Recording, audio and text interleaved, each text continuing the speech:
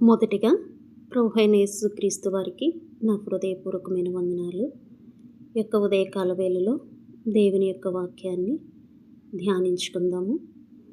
సామెతల గ్రంథము 22:6లో మనం చూసిన వారమైతే దేవుని యొక్క వాక్యం మనకి ఏం సెలవిస్తుంది అని మనం చూస్తే, బాలుడు నడవవలసిన త్రోవను వానికి నేర్పుము, వాడు పెద్దవాడైనప్పుడు దాని నుండి తొలగిపోడు. మరి ఇక్కడ దేవుని వాక్యం మనకి ఏమని సెలవిస్తుంది అని అంటే, బాల్యములోనే దేవుని యొక్క వాక్యాన్ని నేర్పించిన వారమైతే వారి యొక్క దేవుని యొక్క మార్గములో నుంచి తొలగిపోడని వాక్యం తెలియపరుస్తుంది. మరి ఎందుకు దేవుడు ఈ మాటలు మనకు తెలియచేస్తున్నాడు అని అంటే, బాల్యం అనేది చాలా విలువైనది. సో బాల్య దశలోనే వాళ్ళు మంచి చెడులు అనేది వారికి తెలియదు కాబట్టి. ఎందుకంటే వారు పుట్టినప్పటి నుంచి ఒక నిర్మలమైన మనస్సు కలిగిన వారుగా వారు ఉండడం వలన తల్లిదండ్రులుగా మనల్ని చూసి బిడ్డలు చాలా విషయాలు నేర్చుకుంటారు. కాబట్టి అప్పుడు వారు హృదయం కానీ వారి మనస్సు కానీ తెల్ల కాగితం వల్లే ఉంటుంది.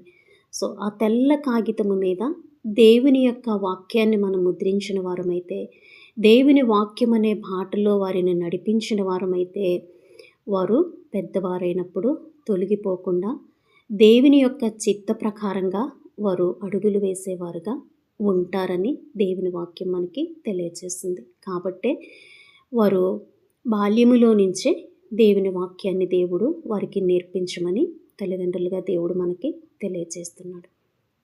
మరి మనం గ్రంథంలో చూసిన వారమైతే కొంతమంది తల్లులను మనం చూస్తే, ఆ తల్లులు తన బిడ్డల్ని పెంచిన విధానాన్ని మనం చూసిన వారమైతే మనకి వారు ఎలా ఎదిగి ఉన్నారు, బిడ్డల్ని ఎలా పెంచారు, దేవుని యొక్క సేవలో ఎలాగా వాడబడుతున్నారన్న విషయాన్ని ఇప్పుడు మనము చూసుకుందాము. సమూయేలు గ్రంథము 1 సమూయేలు 1 అధ్యాయంలోనే మనం చూస్తే, మరి అన్నా మహాతల్లి గురించి మనకందరికీ తెలుసు. మరి ఆ తల్లికి పిల్లలు లేనప్పుడు ఆమె అనేక మంది చేత ఎన్నో అవమానాలు పొంది ఎంతగానో బాధను వేదన అనుభవించినట్లుగా మనం చూస్తాము. కానీ మనుషులను మాత్రము ఆమె ఆశ్రయించలేదు. మనుషుల యొద్దకు వెళ్ళి నాకు ఇలాగా గర్భఫలం లేదని, బిడ్డలు లేరని, సంతానం లేదని ఆమె ఎవరి దగ్గరికి వెళ్ళి బాధపడినట్లుగా లేదు. కానీ తన భర్త దగ్గర మాత్రం ఆమె తన యొక్క ఆవేదనను, తన బాధను వ్యక్తం చేసినట్లుగా మనకి గ్రంథం తెలియజేస్తూ ఉంది. మరి ఆమె దేవుని సన్నిధిలో, దేవుని యొక్క సన్నిధికి వెళ్ళి తండ్రిని ఏ విధంగా ప్రార్థించిందో, తన మనస్సును ఏ విధంగా దేవుని సన్నిధిలో కుమ్మరించిందో మనము చూస్తాము. ఆ వేదనను, ఆ బాధను, ఆ కన్నీటిని దేవుడు జ్ఞాపకం చేసుకొని ఆమెకు ఒక కుమారుణ్ణి ఇచ్చినట్లుగా మనకు తెలుసు. ఆ బిడ్డ పేరు సమూయేలు. మరి ఆమె ప్రార్థించే సమయంలోనే ఒక వాగ్దానం చేసింది దేవునికి, అయ్యా నువ్వు నాకు కుమారుణ్ణి అనుగ్రహింపచేసినట్లయితే నేను నీకు సేవకి నేను ఇస్తాను అని ఆమె ఒక ఒప్పందం చేసుకుంటుంది. ఆ ఒప్పందం ప్రకారంగానే ఆమె తనకి కుమారుడు కలిగినప్పుడు ఆ బిడ్డని ఎంతో ఆత్మీయ జీవితంలో పెంచి, ఎంతో భక్తి జీవితంలో పెంచి మరలా దేవునికి ఆ బిడ్డని సమర్పించినట్లుగా మనము చూస్తాము. మరి సమూయేలు అంత గొప్ప ప్రవక్తగా ఎదగడానికి గల కారణము తన తల్లి వేసిన పునాది.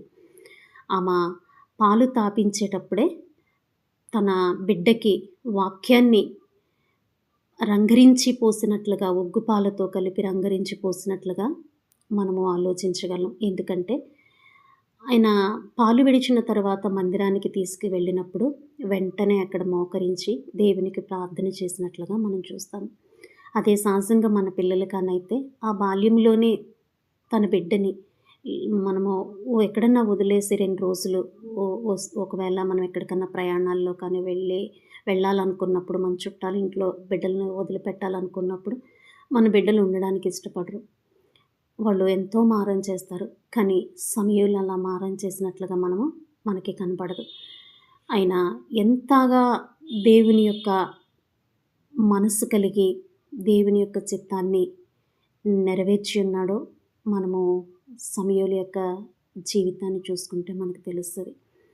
మరి ఏలీ కుమారులు ఉన్నప్పుడు కూడా ఆయన మరి దేవుడు వారి కుమారుల్ని దేవుని యొక్క సేవలో వాడుకున్నట్లుగా లేదు. ఎందుకంటే వారు చెడిపోయిన వారుగా గ్రంథం మనకు తెలియజేసింది. కానీ సమూయేలు బాల్యములో నుంచే తన తల్లి నేర్పించిన మార్గంలో, దేవుడు తనకు నేర్పించిన మార్గంలో దేవుని యొక్క కట్టడలను, దేవుని యొక్క ఆజ్ఞలను అనుసరించి నడిచిన వ్యక్తిగా మనకి సమూయేలు గారు కనపడతారు. ఆ విధంగా తన తల్లి అన్నమ్మ ఆ బిడ్డను అలా పెంచినట్లుగా మనము చూస్తున్నాము.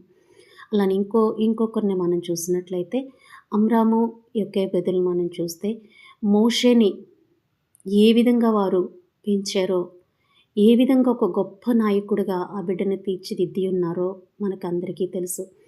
అప్పుడున్న పరిస్థితులు ఎలా ఉన్నాయో మనకి గ్రంథం తెలియజేస్తుంది. అటువంటి క్లిష్టతరమైన పరిస్థితుల్లో కూడా, అనుకూలం లేని పరిస్థితుల్లో కూడా ఆ తల్లి తన బిడ్డని ఎంతో ప్రొటెక్ట్ చేసి దేవుని యొక్క వాక్యాన్ని ఆ బిడ్డకి నేర్పించి ఎంత తర్బీదునిచ్చి నువ్వు ఇశ్రాయేలుల యొక్క పక్షాన నువ్వు నడవవలసిన వాడవై ఉన్నావని, ఇశ్రాయేలులకు నువ్వు నాయకుడిగా ఉండాలని దేవుని యొక్క చిత్తమై ఉన్నదని, మన యొక్క విధి విధానాలు వేరు, మరి ఇక్కడున్న విధి విధానాలు వేరని తన తల్లి తన బిడ్డకి బాల్యములో నుంచే నేర్పించబట్టే ఆయన ఒక గొప్ప నాయకుడిగా, మరి ఇశ్రాయేలును నడిపించే నాయకుడిగా మనం ఈరోజు చూడగలుగుతున్నాము.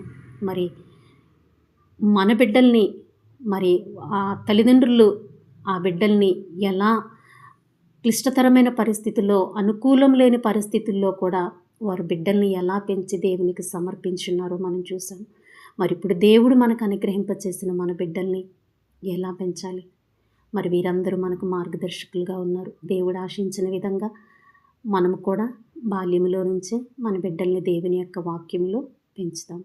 దేవుడు తన పరిశుద్ధ వాక్యాన్ని దీవించును గాక. అందరికీ నా హృదయపూర్వకమైన వందనాలు చెల్లించు. Thank you.